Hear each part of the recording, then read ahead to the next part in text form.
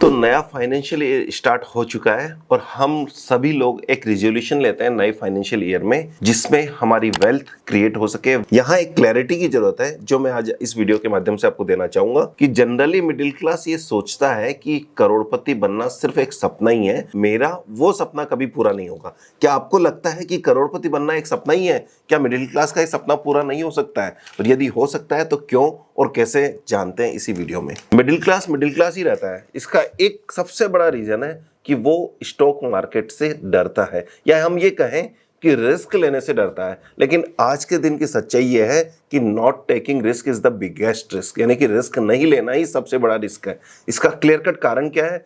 Simple बात है कि इन्फ्लेशन जो है वो एकमात्र ऐसा कारण है जो आपको रिस्क लेने के लिए मजबूर करता है। आप ये मानिए कि आपने एफडी कराई है, 6-7% की एफडी करा रखी है, जो मिडिल क्लास का एक सबसे सेफ इन्वेस्टमेंट मानने का एक तरीका है। तो एफडी का मतलब क्या हुआ कि आपने बैंक में एफडी कराई जो आपको 6-7-8% दे रही है और 6-7-8% ही आपका इन्फ्लेशन है। इसका मतलब नेट में आप 0% इंटरेस्ट गेन कर रहे हैं। क्यों? क्योंकि 7% परचेजिंग वैल्यू कम हुई या मुद्रा प्रसार बढ़ा या इन्फ्लेशन बढ़ा और 7% ही आपने गेन किया, तो नेट गेन आपका क्या हो गया? 0।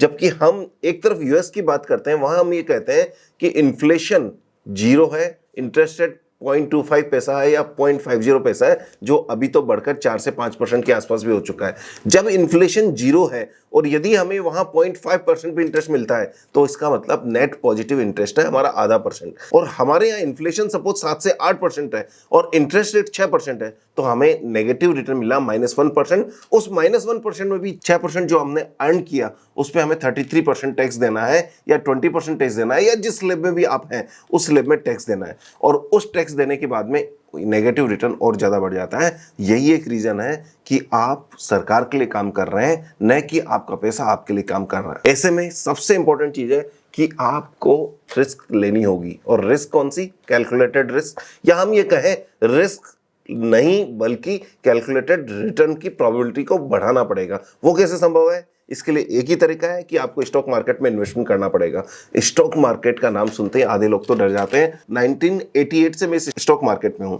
1988 से लेकर अभी तक मैंने क्या क्या नहीं देखा है या आपने क्या क्या नहीं देखा है। 1988 में जब मैंने स्टॉक मार्केट में एंट्री की तो इंडेक्स हुआ करता था 300, आज है 70,000, 200 टाइम्स से भी ज्यादा इंडेक्स है। लेकिन इन 35 सालों में क्या क्या नहीं देखा है। हमने बॉम्बे बम ब्लास्ट देखा, ट्विन टावर को गिरते हुए देखा, हमने अटल जी की गवर्नमेंट को गिरते हुए देखा, 1990 से लेकर 2000 तक 7 गवर्नमेंट चेंज हुई है, वो हमने देखा है। 1991 जब इंडिया का सोना गिरवी रख दिया था, यानी कि हमारी फॉरेन रिजर्व इतने नेगेटिव हो गए थे कि हमारे पास पैसा नहीं था और हमें पैसे के लिए अपने गोल्ड रिजर्व को गिरवी रखना पड़ा वर्ल्ड बैंक में, वो समय हमने देखा है। क्या हमने कोरोना नहीं देखा है? कारगिल वॉर नहीं देखा है? भोपाल गैस कांड, सुनामी, अर्थक्वेक, आपको ध्यान है अफगानिस्तान वॉर जब अमेरिका ने छेड़ा था तो वर्ल्ड की क्या हालत थी और कितना लंबा वो वॉर चला था। इन सब के बाद में भी हमारा इंडेक्स 200x से ज्यादा है। इसका मतलब ग्रोथ इज परमानेंट, फॉल और सेटबैक इज टेम्पररी। बस आप इस एक फॉर्मूले को ध्यान रख लें, क्योंकि ह्यूमन को ग्रोथ करना है, चाहे वो कैसे भी कंडीशन में हो, ग्रोथ तो होना ही है। इस ग्रोथ में पार्टिसिपेट करना है तो आपको बिजनेस करना होगा, क्योंकि सबसे ज्यादा पैसा आपको मालूम है कि बिजनेसमैन कमाता है। तो अब बिजनेस करने के लिए या तो आपके पास डायरेक्ट बिजनेस करने की समझ हो तो आप अपना बिजनेस कीजिए। यदि आपके पास बिजनेस की समझ नहीं है तो आप किसी के बिजनेस में पार्ट बन जाइए और अपना जॉब करिए। और यदि ये दोनों पॉसिबल नहीं है तो आप अपने पोर्टफोलियो को मैनेज करने के लिए किसी न किसी फंड मैनेजर को हायर कर लीजिए। जब भी आप फंड मैनेजर को हायर करते हैं, या हम दूसरे लैंग्वेज में कहें कि म्यूचुअल फंड बाई करते हैं, तो म्यूचुअल फंड जब हम बाई करते हैं तो हम कुछ नहीं करते, हम एक फंड मैनेजर की एक्सपर्टाइज को हायर करते हैं, न कि यूनिट बाई करते हैं। हम जनरली ये कहते हैं कि हमने म्यूचुअल फंड बाई किया है, एसआईपी की है। इस एसआईपी यदि की है, म्यूचुअल फंड बाई किया है, तो आपने क्या किया है? आपने एक पोर्टफोलियो बाई किया है और पोर्टफोलियो को मैनेज करने के लिए उस फंड मैनेजर की स्किल को बाई किया है। अब आपने यदि वो स्किल को बाई किया है तो इसका मतलब कि क्या आपको लगता है कि आपके 1000 रुपए के लिए आप इंडिया का बेस्ट फंड मैनेजर आपके लिए वर्क कर सकता है या टॉप 10 फंड मैनेजर आपके लिए वर्क कर सकते हैं?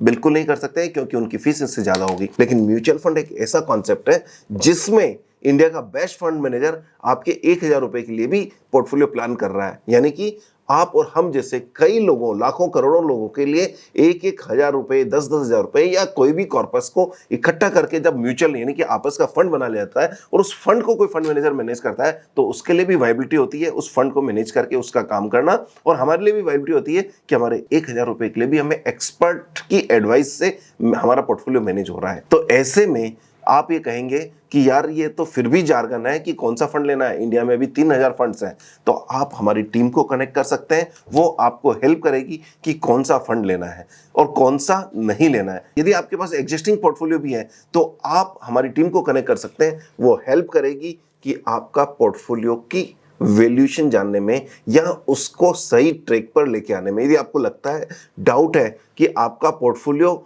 शायद अच्छा है या नहीं है, इस डिबेट में रहते हैं, या कभी भी बाजार खराब होता है तो आपको लगता है कि कहीं मैं सही तो कर रहा हूं, तो यहां की हैंड होल्डिंग हम करते हैं आपके पोर्टफोलियो को मैनेज करके। अब हम अपने ओरिजिनल टॉपिक पे आते हैं कि हम करोड़पति कैसे बने। लेकिन हमारे पास तो पैसा नहीं है।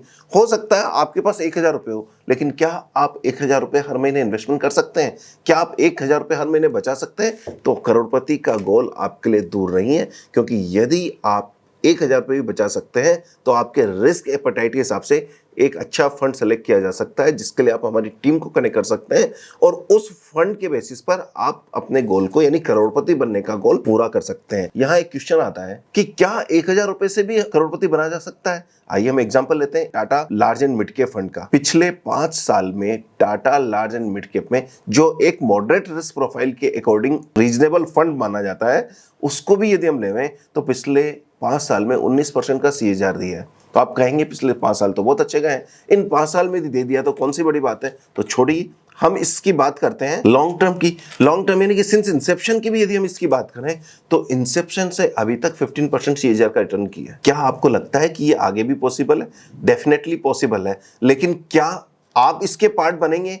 ये चॉइस आपके पास है कि क्या किसी भी डाइवर्सिफाइड म्यूचुअल फंड में इन्वेस्टमेंट करके आप इंडिया ग्रोथ स्टोरी का पार्ट बनना चाहते हैं। सपोज आप 1,000 रुपए पर मंथ इन्वेस्टमेंट करते हैं और 15% सालाना रिटर्न जो किसी भी एवरेज म्यूचुअल फंड ने दिया होगा, वो यदि इन्वेस्टमेंट का रिटर्न हम टारगेट एक्सपेक्ट करते हैं तो 35 साल में आप टोटल 4.2 लाख रुपए इन्वेस्टमेंट करेंगे, जबकि 15% के CAGR से 1.5 करोड़ रुपए की कॉर्पस हो सकता है आपका सिर्फ 1,000 रुपए महीने से। और इसमें हम एक और ट्रिक लगा देते हैं कि सपोज 1,000 रुपए पर मंथ में 10% की स्टेप अप करते हैं, यानी कि हर साल 10% एक्स्ट्रा इन्वेस्टमेंट करना है। तो पहले साल 1,000 रुपए पर मंथ किया, दूसरे साल 1,100 रुपए पर मंथ किया, तीसरे साल 1,210 रुपए पर मंथ किया। यदि हम इस तरह से चलें तो यही 35 साल में जो कॉर्पस है वो आपका 4.5 करोड़ रुपए भी हो सकता है। आप कह रहे हैं कि ऐसा तो हमने RD में बहुत सालों से किया है और हमारा कॉर्पस तो इतना नहीं हुआ। तो दोस्तों यहाँ मैं एक बात बताना चाहूंगा कि यदि आपने RD की है तो वो आपको 7-8-9% रिटर्न देती है। यदि आपको 7-8-9% रिटर्न देती है और आपको दूसरी तरफ 15% का रिटर्न मिलता है, तो आपका ये डिफरेंस ही इतना बड़ा डिफरेंस हो जाएगा जो आपको करोड़पति बनने से रोकेगा। या हम ये कहें कि RD का रिटर्न तो वैसे भी इन्फ्लेशन को बीट नहीं कर पाता है। तो ऐसे में हमें एक ही बात ध्यान रखनी है, पावर ऑफ कंपाउंडिंग, जिसे एर्थ वंडर ऑफ वर्ड कहते हैं। एर्थ वंडर को आपके फेवर में यूज कर रहे हैं या एर्थ वंडर आपके अगेंस्ट में, यानी पावर ऑफ कंपाउंडिंग आप अपने अगेंस्ट में यूज करते हैं। यदि आप लोन लेकर अपनी लाइफ चला रहे हैं तो ये मान के चलिए पावर ऑफ कंपाउंडिंग आपके अगेंस्ट में वर्क कर रही है। और यदि आप पैसा इन्वेस्टमेंट कर रहे हैं और उसमें रीजनेबल रिटर्न मिल रहा है तो वहां पावर ऑफ कंपाउंडिंग आपके फेवर में काम कर रही है। चॉइस आपकी है कि आप क्रेडिट कार्ड पे या पर्सनल लोन पे रहना चाहते हैं या अपने कंजम्पशन को 1-2 साल पोस्टपोन करके पहले इन्वेस्टमेंट करना स्टार्ट करें, इन्वेस्टमेंट से रिटर्न से अपना खर्चा चलाएं, तो शायद पावर ऑफ कंपाउंडिंग आपके लिए वर्क करे। पिछले 35 साल में मैं इन्वेस्टमेंट के कई क्लाइंट से मिल चुका हूं और मैंने कई क्लाइंट्स को पसीने से पैसा कमाते हुए देखा है तो कई क्लाइंट को पैसे से पैसा कमाते हुए देखा है। जो पैसे से पैसा कमाते हैं वो लाइफ लॉन्ग कमाते हैं और जो पसीने से कमाते हैं वो अपने रिटायरमेंट से पहले तक कमाते हैं। तो यहाँ एक बात ध्यान रखने वाली है, यदि आप 15 साल जॉब कर चुके हैं, आपकी अपनी सेविंग अपने इनकम की यानी कि आपकी सैलरी का 1/3 यदि आप सेव कर रहे हैं, तो मैं विश्वास से आपको कहता हूं कि यदि आप ऐसा कर रहे हैं तो 16वें साल से सैलरी से ज्यादा आपकी पोर्टफोलियो की इनकम होगी। आप कहेंगे वो कैसे? क्यों? क्योंकि आप 1/3 इन्वेस्टमेंट कर रहे हैं। यहां आप कहेंगे कि यार मेरी सैलरी भी तो हर साल 10% से अप्रिशिएट हो रही है, 10% रीजनेबल फिगर हमने ली है। डेफिनेटली यदि आपकी सैलरी 10% इंक्रीज हो रही है तो भी आप अपनी सैलरी की इनकम से ज्यादा इनकम पोर्टफोलियो से बना सकते हैं यदि आप 1/3 इन्वेस्टमेंट करते हैं। लेकिन वो कहां और कैसे करना है, ये आपको ढंग से सोच समझ कर डिसीजन लेना है, रिस्क के एपेटाइट के अकॉर्डिंग लेना है। क्या आप चाहते हैं कि हमारी टीम इसमें आपकी मदद करे, तो लिंक डिस्क्रिप्शन में, आप हमारी टीम को म्यूचुअल फंड इन्वेस्टिंग के लिए कनेक्ट कर सकते हैं। क्या आपके दिमाग में क्लैरिटी आई कि मुझे स्टॉक मार्केट इन्वेस्टिंग क्यों करना चाहिए और कब करना चाहिए और कैसे करना चाहिए? यदि हाँ, और सबसे इंपॉर्टेंट बात है, करना चाहिए या नहीं करना चाहिए। और उससे भी इंपॉर्टेंट बात है, क्या खराब टाइम पर इन्वेस्टमेंट को रिटेन करने के लिए मेरे पास कोई बैकअप प्लान है? क्या मेरे पास ऐसा कोई प्लान है जो मुझे मेरे खराब टाइम पर, जब मेरे इमोशंस हिल रहे हो, तो हमारे इमोशन को मोशन में आने से पहले अपने आप को कंट्रोल में कर सकें? वो कर सकता है आपका कोई एडवाइजर जो आप हैंड होल्डिंग करता हो। तो वही काम करते हैं हम लोग। कैसा लगा ये वीडियो जरूर बताइएगा, अपने दोस्तों के साथ शेयर कीजिएगा। चैनल को सब्सक्राइब नहीं किया है तो सब्सक्राइब कर लीजिए। यदि आपने इन्वेस्टमेंट अभी तक स्टार्ट नहीं किया है तो today is the first day to start your rest of your life. All the best and happy investing. Thank you very much.